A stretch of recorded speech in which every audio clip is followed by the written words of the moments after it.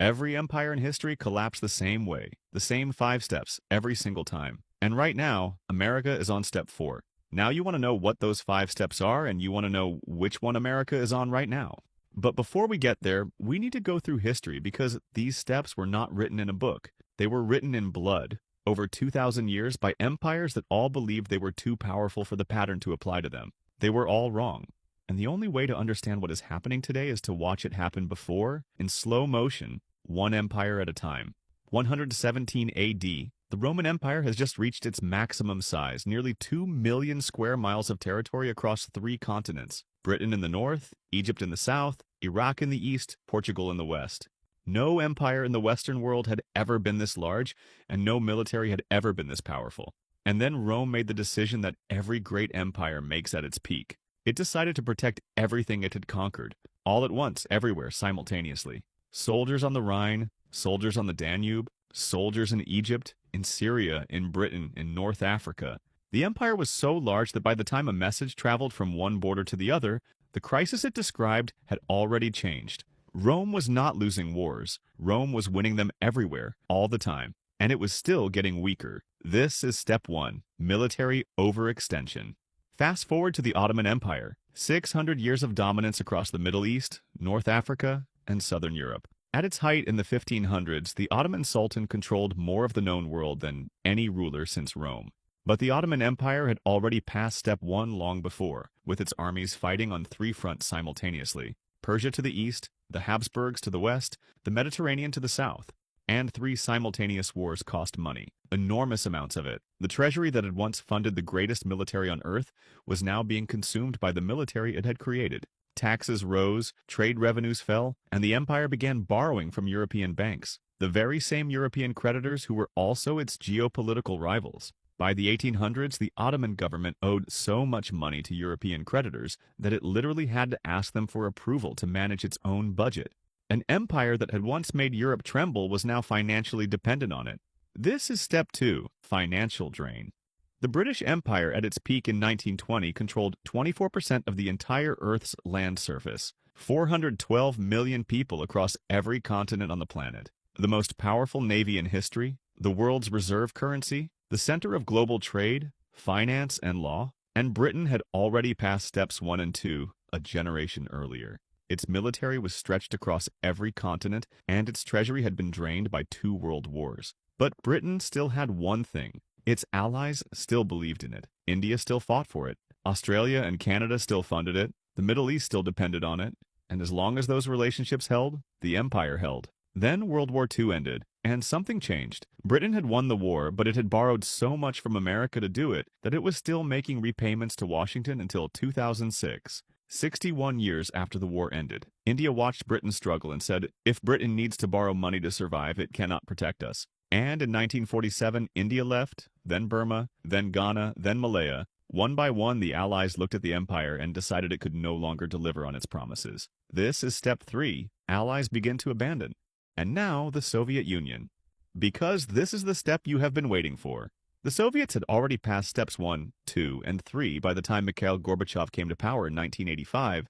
The military was overextended across Eastern Europe, Africa, Asia, and Central America. The treasury was being drained by a defense budget that consumed between 15 and 25% of the entire Soviet GDP every single year.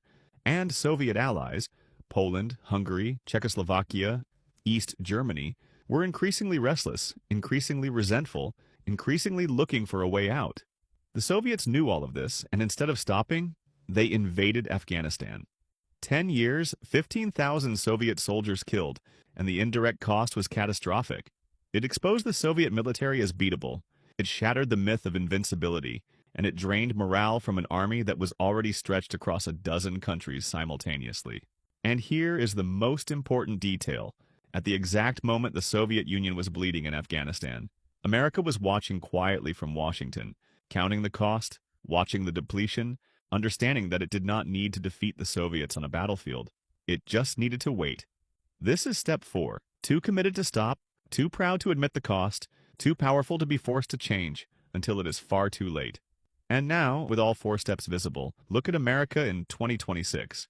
Afghanistan for 20 years, Iraq, Syria, Libya, now Iran. And the Iran war alone is estimated to cost between $80 and $100 billion in its first months. But the financial figure is not the most dangerous number. According to the Center for Strategic and International Studies, America has already used more than 50% of its THAAD missile interceptors in the Iran war, more than 45% of its most advanced precision strike missiles, and nearly 50% of its Patriot air defense stockpiles. These weapons take 3 to 5 years to replace at current production rates. Iran's drones cost between $20,000 and $50,000 each, while America's interceptors cost approximately $10 to $12 million per unit, meaning America is spending millions to stop a $50,000 drone hundreds of times per week, and falling further behind every single day. And China, like America watching the Soviets bleed in Afghanistan 40 years ago, is not fighting, not threatening, simply watching, counting the missiles being used, calculating the years it will take to replace them, and understanding that between now and 2030, while those interceptors are being rebuilt, there exists a window of strategic vulnerability that no amount of American bravado can close. Rome was on step 4 when it hired foreign soldiers because it could no longer pay its own army. The Ottomans were on step 4 when they borrowed money from their geopolitical rivals to fund their own survival. Britain was on step 4 when it won the Second World War and could not afford the victory. The Soviet Union was on step 4 when it invaded Afghanistan knowing the cost, and invaded anyway. And America is on step 4 right now. You have been waiting for step 5 since the beginning of this video, and every historian who has studied imperial collapse agrees on what it is. It is not a battle, not an invasion, not a moment you can point to on a map and say that is when it ended. Step 5 is quieter than that. It is the morning when an empire wakes up and the money is gone, the weapons are depleted, the allies have made other arrangements, and the enemies have simply waited long enough. Rome did not fall on a single day. The Ottomans did not collapse in a single battle. Britain did not lose its empire in a single war, and the Soviet Union did not end with a single defeat.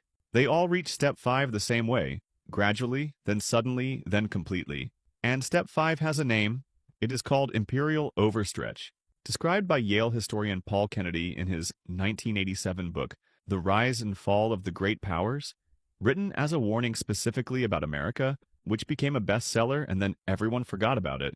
Step 5 has never, not once in 2,000 years of history, failed to arrive. The only question that has ever mattered is whether anyone in power was paying attention at step 4.